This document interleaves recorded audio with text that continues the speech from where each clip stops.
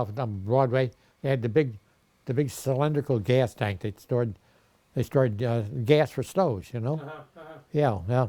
And that was down on the back of property. That was Niagara Mohawk property down there.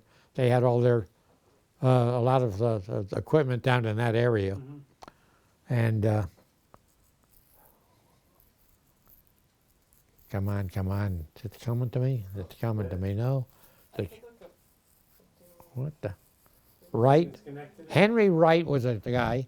Matter of fact, he had a girlfriend. I think he met his wife down here at number 1 Washington Avenue. She was living there for a while because he used to come down those days to court her and take her out or stuff. Well, see, my girlfriend was born here, so she'd remember all this stuff because she grew up in Schenectady. Oh, good. That's how I got it. She brought up in where? She used to live. Well, she used to live in the Stockade.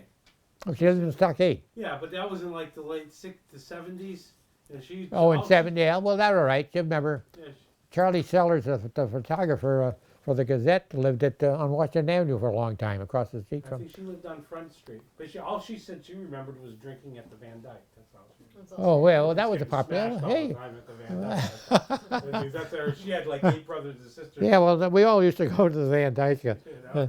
one thing or another. When he had his Christmas parties, I always got invited to those things, and great. We had a great time. And Christmas time, you get free bottles of drink and all kinds of stuff.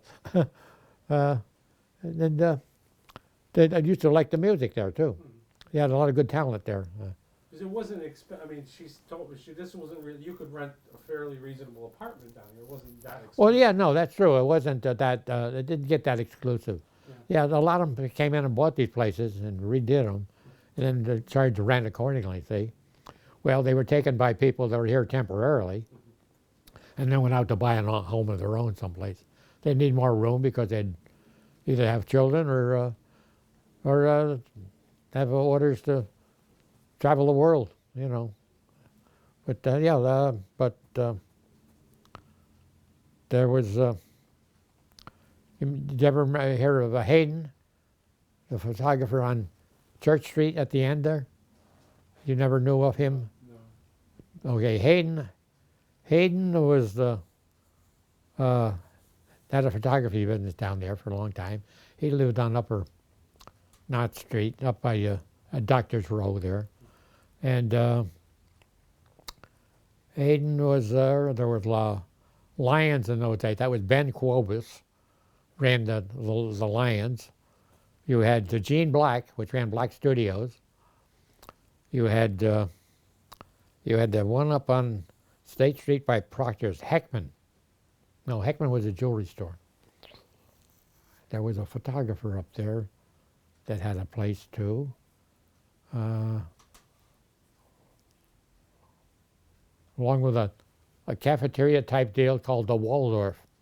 You go in there and, you know, you get fast-made foods in a hurry, dash in and dash out. When we went along for a little time. There were several even. James was another big popular restaurant, which run by the Greeks, of course. They were all over the place.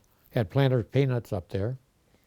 You had some specialty dress shops and different names. And the Carl Company was, of course, big. And then you go above it, you had Fox and Murphy.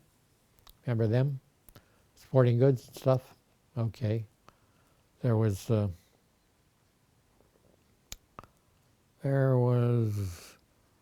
Gemus Fur Job, which was some nice furs, you know, sables, ermines, and minks, and the regular furs, right? They had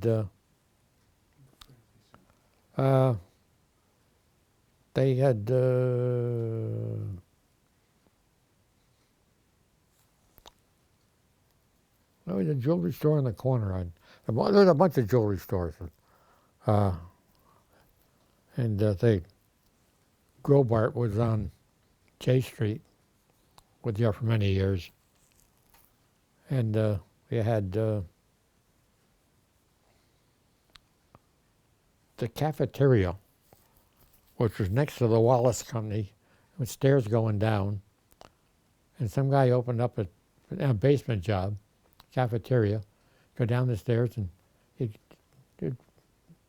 like a run with a tray in. You go in and get what you want and pick it up, and it was a popular spot to, especially in the morning. Mhm.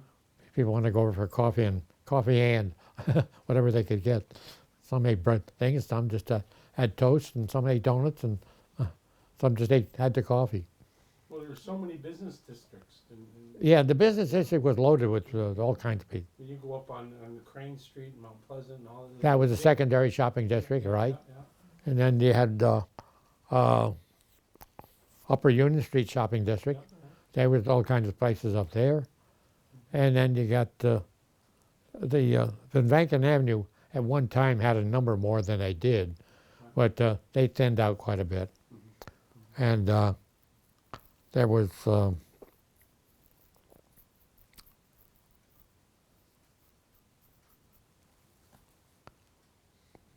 bum bum bum.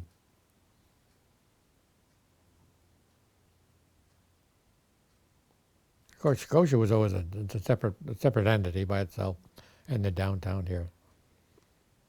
But there were sections of those too that were interesting. Had interest for one thing or another. Now, what else can we say?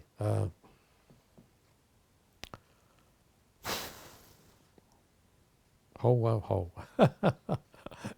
You're shrugging your shoulders. Is that a new dance you're doing?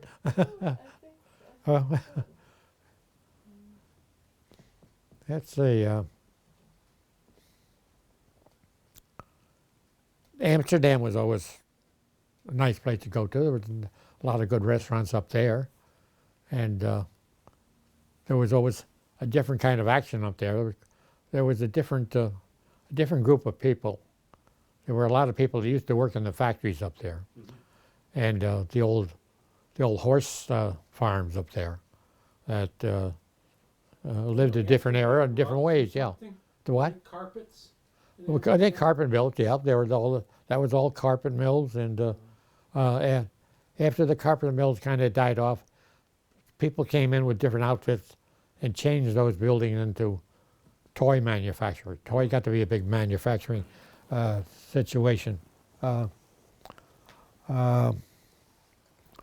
used to go up and see a guy named Fitzgerald, which was Fitzgerald was, well, he had a brewery, Fitzgerald Brewing, and I used to go and visit with him and his wife at times up there on the way to Amsterdam. It was just this side of Amsterdam, and there was a place that used to be up on the hill called. It was a hell of a place to go eat. If you could find your way there, you got some fabulous food. And they were just old places that had been taken over and rerun by new people with enterprising ideas and some money. And some took and some didn't, But there was many places you could go if you had the wheels to get there and enjoy yourself. And you knew what they liked at these various restaurants, that they specialize in something, and you're in the mood for that kind of a meal. Yeah, you'd make it a point to go there. This guy that was on that came down from Sacandaga, he had a place up there, and he came down on Route 30 just outside of Amsterdam. He had a hell of a business because he was known for his food. He knew it at the lake. And then he came down and opened this restaurant. He had a good bartender that was good with the gift of gab and make a good drink. And just got food that was fabulous. I mean, when you take a prime rib and something, practically cut it with a fork, Well, whether you like it rare or medium or what, and it's various ways, but the different things they would make to go with it and stuff, it would just, it would whet your appetite.